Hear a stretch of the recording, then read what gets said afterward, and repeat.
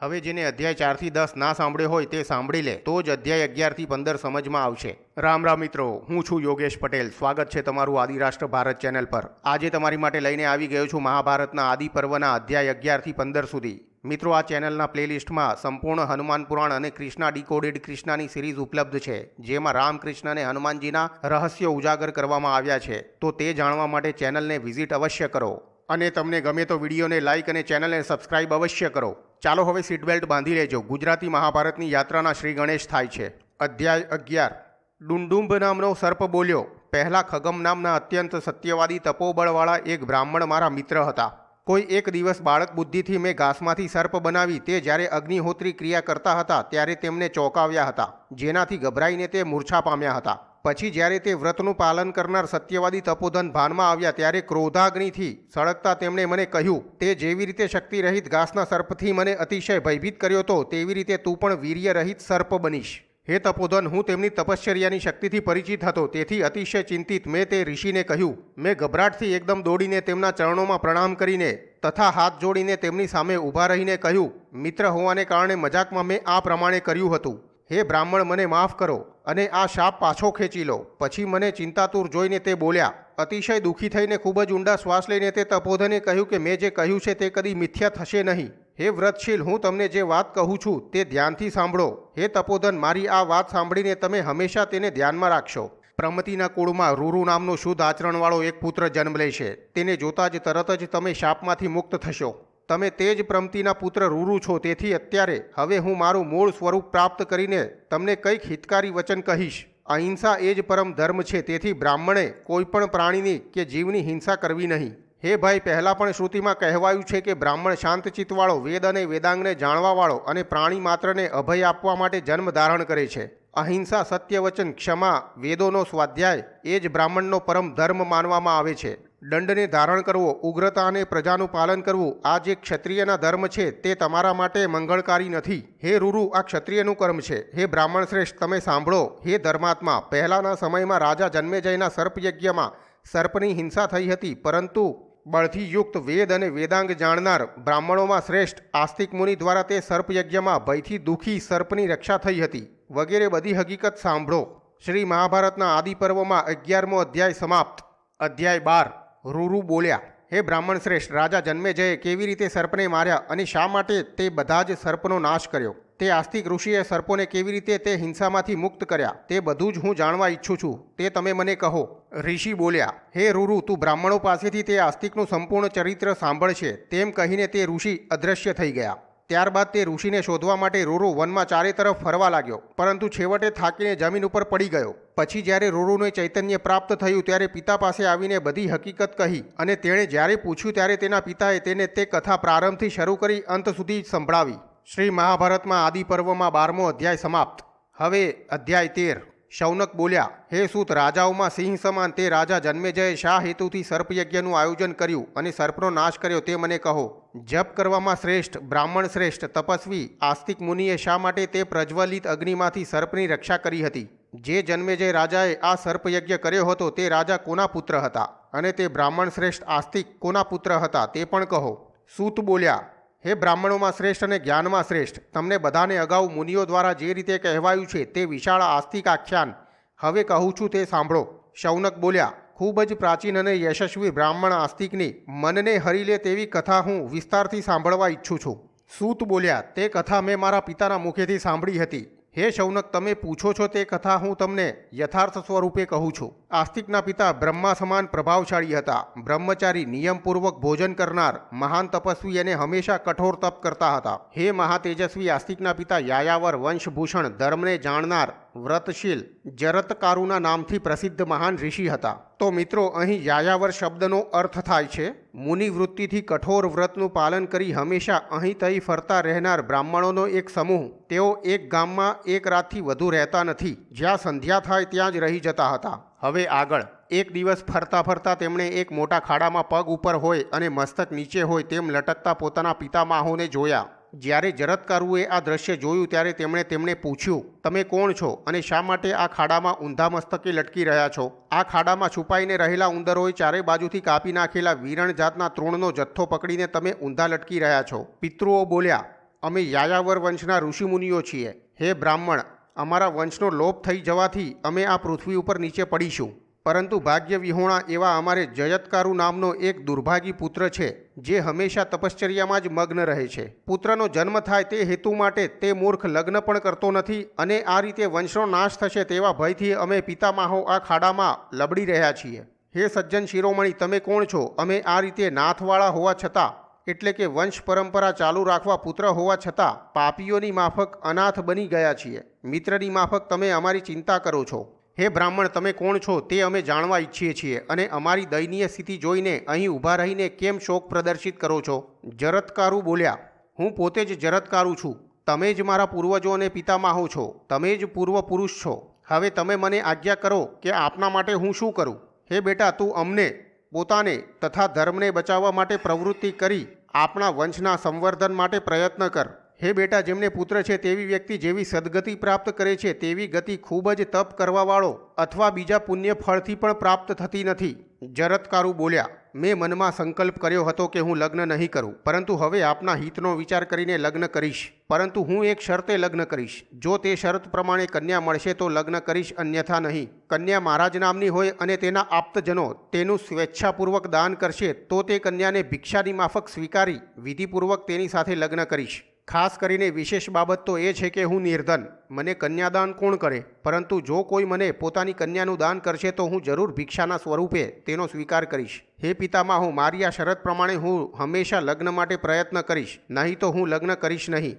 આ લગ્ન કરવાથી આપ સૌના ઉદ્ધાર માટે પુત્રનો જન્મ થશે, જેનાથી આપ સૌ મારા પિતૃઓ સ્વર્ગ પ્રાપ્ત કરીને પરમ આનંદને પ્રાપ્ત કરશો. ત્યાર પછી તે વ્રતશીલ બ્રહ્મચારી જરત્કારુ સંસારમાં પ્રવેશ કરવા માટે પત્ની પ્રાપ્ત કરવાની અભિલાષા સાથે બધી જગ્યાએ ફરી આવ્યો, પરંતુ તેને ક્યાંય યોગ્ય પત્ની મળી નહીં. કોઈક એક સમયે કન્યાને ભિક્ષા રૂપે મેળવવાની ઈચ્છાથી વનમાં પ્રવેશ કરીને તથા પોતાના પિતૃઓને આપેલા વચનને યાદ કરીને ધીમેથી 3 વાર પોકાર કરીને કન્યાની ભિક્ષા માગવા લાગ્યો. તે સમયે તેનો અવાજ સાંભળીને નાગરાજ વાસુકી તેને પોતાની બહેનનું દાન કરવા તૈયાર થયા, પરંતુ તે કન્યા પોતાના નામવાળી કદાચ નહીં હોય તેમ વિચારી મહાત્મા જરત્કારુએ તેનો સ્વીકાર કર્યો નહીં. મહાત્મા જરત્કારુએ મનમાં નિશ્ચય કર્યો હતો કે પોતે પોતાના નામવાળી અને દાનમાં મળેલી કન્યા સાથે જ લગ્ન કરશે. આ પ્રમાણે વિચાર કરીને મહાન બુદ્ધિશાળી તથા મહાન તપસ્વી જરત્કારુએ વાસુકીને પૂછ્યું, હે વાસુકી, સત્ય બોલો કે તમારી બહેનનું ખરેખર નામ શું છે? વાસુકી બોલ્યા, હે જરત્કારુ, મારી નાની બહેનનું નામ જરત્કારુ છે. હે બ્રાહ્મણ શ્રેષ્ઠ, મેં મારી બહેનને તમારા માટે જ રાખી છે, તમે તેનો સ્વીકાર કરો. સૂત બોલ્યા, જ્ઞાનીઓમાં શ્રેષ્ઠ હે શૌનક, પહેલા સર્પોની માતાએ સર્પોને આ પ્રમાણે શ્રાપ આપ્યો હતો કે જન્મેજયના યજ્ઞમાં વાયુની મદદથી અગ્નિ તમને બાળી નાખશે. આ શ્રાપને શાંત કરવા માટે નાગોમાં શ્રેષ્ઠ વાસુકીએ તપસ્વી વ્રતશીલ તે જરત્કારુ ઋષિને પોતાની બહેન પરણાવી. જરત્કારુએ પણ વિધિપૂર્વક તેનો સ્વીકાર કરી તેની સાથે લગ્ન કર્યા, અને આ કન્યાથી તે મહાત્માને આસ્તિક નામનો પુત્ર થયો. તેમનો આસ્તિક નામનો આ પુત્ર વેદાંગમાં નિપુણ તપસ્વી હતો. પ્રાણી માત્ર તરફ સમાન દ્રષ્ટિવાળો તે પોતાના પિતા તથા માતાના કુળનાશના ભયને દૂર કરવા વાળો હતો. ત્યાર પછી ખૂબ જ લાંબો સમય વીત્યો, ત્યારે પાંડવ પુત્ર રાજા જન્મેજયે સર્પયજ્ઞ નામના મહાન યજ્ઞનો આરંભ કર્યો તેમ સાંભળવામાં આવ્યું છે. સમગ્ર સર્પના કુળનો નાશ કરવાના હેતુથી શરૂ કરવામાં આવેલા આ યજ્ઞમાં આવી આસ્તિકે આ શાપમાંથી તેમને મુક્ત કર્યા હતા. તે જરત્કારુએ નાગો, પોતાના મામા અને પોતાના ભાઈઓ તથા પિતૃઓના સંતાનોને પોતાની તપશ્ચર્યાથી ઉદ્ધાર કર્યો. પછી તે અનેક વ્રત અને તપ દ્વારા ઋણમાંથી મુક્ત બન્યો. આ રીતે સારા સારા યજ્ઞો દ્વારા તેને દેવોને તૃપ્ત કર્યા, બ્રહ્મચારીઓથી ઋષિમુનિઓને ખુશ કર્યા તથા સંતાનથી પોતાના પિતૃઓને તૃપ્ત કર્યા. આ રીતે જરત્કારુ વ્રત નિયમનું ખૂબ જ કઠોરતાપૂર્વક પાલન કરી પિતૃઋણમાંથી મુક્ત થઈને પિતામહો સાથે સ્વર્ગમાં ગયો. આસ્તિક નામના પુત્રને તથા ઉત્તમ ધર્મને પ્રાપ્ત કરીને ખૂબ જ લાંબા સમય પછી તે મુનિ જરત્કારુએ સ્વર્ગ પ્રાપ્ત કર્યું. આ રીતે મેં તમને આસ્તિક આખ્યાન કહ્યું. ભૃગુના વંશના સિંહ સમાન હે શૌનક, હવે હું શું કહું તે મને આજ્ઞા કરો. શ્રી મહાભારતના આદિ પર્વમાં 13મો અધ્યાય સમાપ્ત. હવે અધ્યાય 14. શૌનક બોલ્યા, હે સૂતમુનિ, સજ્જન સ્વભાવવાળા તથા જ્ઞાની તે આસ્તિક ઋષિની તે કથાઓ ફરીવાર વિસ્તારથી કહો. તે કથા સાંભળવાની ઈચ્છા છે. ખાસ કરીને તમે જે કંઈ કહો છો તે ખૂબ જ મધુર વાણીમાં કહો છો. તમારા પિતા લોમહર્ષણની માફક તમે પણ વાત કરો છો, તેથી અમે ખૂબ જ પ્રસન્નતા પ્રાપ્ત કરીએ છીએ. તમારા પિતા અમારી સેવામાં હંમેશા મગ્ન રહેતા હતા. તમારા પિતાએ આ કથા જેવી રીતે કહી હતી તેવી રીતે તમે કહો. લાંબુ આયુષ્ય આપનારી આ આસ્તિકની કથા મેં પિતાને જેવી રીતે કહેતા સાંભળ્યા હતા બરાબર તેવી જ રીતે તમને કહું છું. હે બ્રાહ્મણ, પહેલા સતયુગમાં પ્રજાપતિને 2 પુત્રીઓ હતી. તે બંને બહેનો આશ્ચર્યકારક સૌંદર્યવાળી, બધા જ સુંદર લક્ષણોથી યુક્ત અને બધી જ રીતે દોષરહિત હતી. તે કદ્રુ અને વિનિતા નામની બંને બહેનો કશ્યપ મુનિની પત્ની હતી. પ્રસન્ન ચિત્તવાળા અને પ્રજાપતિ સમાન તે મુનિએ તે બંને પત્નીઓને પ્રસન્ન થઈને વરદાન માગવા કહ્યું. તે બંને શ્રેષ્ઠ સ્ત્રીઓ પણ કશ્યપ પાસેથી ઈચ્છિત વરદાન પ્રાપ્ત કરવાની વાત સાંભળીને પ્રસન્ન થઈ. સૌ પ્રથમ કદ્રુએ તે મુનિ પાસે એક સરખા તેજવાળા 1000 નાગ પુત્ર રૂપે માગ્યા. તો વિનતાએ કદ્રુના પુત્રથી વધારે બળ, ઓજસ્વીતા, તેજ અને પરાક્રમવાળા 2 પુત્રો માગ્યા. વિનતાને તેના પતિએ તને 2 પુત્રો થાય તેવું તેનું ઈચ્છિત વરદાન આપ્યું અને વિનતાએ કહ્યું છે તેમ થાવ. અતિશય પરાક્રમી 2 પુત્રોને પ્રાપ્ત કરીને વિનતા પોતાને ભાગ્યશાળી માનવા લાગી. કદ્રુ પણ 1000 તેજસ્વી પુત્રોનું વરદાન મેળવીને પોતાને ધન્ય માનવા લાગી. ત્યાર પછી વરદાન પ્રાપ્ત કરેલી અને સંતોષ પામેલી બંને પત્નીઓને કહ્યું કે તમે પ્રયત્નપૂર્વક ગર્ભનું રક્ષણ કરજો. આમ કહ્યા પછી તે વનમાં ચાલ્યા ગયા. હે દ્વિજ શ્રેષ્ઠ, ખૂબ જ લાંબા સમય પછી કદ્રુએ 1000 ઈંડા મૂક્યા અને વિનતાએ 2 ઈંડા મૂક્યા. ત્યાર પછી તેમની પરિચારિકાઓએ ખૂબ જ પ્રસન્ન મનથી 500 વર્ષ સુધી બંનેના ઈંડાઓ જુદા જુદા ઉષ્ણતાવાળા વાસણોમાં મૂકી રાખ્યા. 500 વર્ષ પછી કદ્રુના 1000 પુત્રો ઈંડા ફાડીને બહાર આવ્યા, પરંતુ વિનતાના ઈંડામાંથી 2 પુત્રો બહાર ન આવ્યા. પુત્રની ઈચ્છાવાળી દેવી વિનતાએ લજ્જિત થઈને એક ઈંડાને તોડ્યું અને તેણે પુત્રને જોયો. આ પુત્રનું માત્ર ઉપરનું અડધું શરીર વિકસિત થયું હતું, પરંતુ નીચેનો અડધો ભાગ હજી અવિકસિત દશામાં હતો. એમ સાંભળ્યું છે કે તે પુત્રે ગુસ્સે થઈને વિનતાને શાપ આપ્યો. હે માતા, આજે તે પુત્રનું મુખ જોવાની લાલસાથી મને આ રીતે અકાળે બહાર કાઢી મારા આખા શરીરને વિકસિત ન થવા દીધું અને મને અડધા શરીરવાળો બનાવ્યો, તેથી તું દાસી બનીશ. હે માતા, આ રીતે તું જેની સાથે સ્પર્ધા કરે છે તેની 500 વર્ષ સુધી દાસી બનીને રહીશ. પછી આ પુત્ર બીજા ઈંડામાં છે તે પુત્ર તને દાસીપણામાંથી છોડાવશે. હે માતા, તમે જો મોહવશ બનીને આ બીજા ઈંડાને ન તોડો અને તેને મારી માફક વિકલાંગ ન કરો તો તે તમને દાસીપણામાંથી મુક્ત કરશે. હે માતા, અત્યંત શક્તિશાળી પુત્રને પામવાની ઈચ્છા હોય તો તારે 500 વર્ષ સુધી તેના જન્મની પ્રતીક્ષા કરવી પડશે. આ રીતે વિનતાને શાપ આપીને પુત્ર આકાશમાં ઉડી ગયો અને હંમેશા પ્રાતઃકાળમાં તે અરુણના સ્વરૂપે દેખાય છે. ત્યાર પછી યોગ્ય સમયે 500 વર્ષ પછી નાગોના નાશ કરવાવાળા ગરુડનો બીજા ઈંડામાંથી જન્મ થયો. હે ભૃગુકુળમાં સિંહ સમાન શૌનક ઉત્પન્ન થતાની સાથે જ તે ગરુડ વિનતાને છોડીને તથા આ ભૂખ્યા ગરુડના ભોજન માટે જે અન્ન વિધાતાએ નક્કી કર્યું હતું તે ખાવા યોગ્ય અન્ન ખાઈને આકાશમાં ઉડી ગયો. શ્રી મહાભારતના આદિ પર્વમાં 14મો અધ્યાય સમાપ્ત. હવે અધ્યાય 15. સૂત બોલ્યા, હે તપોધન, તે સમયે એક દિવસ કદ્રુ અને વિનતા તે બંને બહેનોએ તેમની પાસે આવેલા ઉચ્ચૈશ્રવા ઘોડાને જોયો.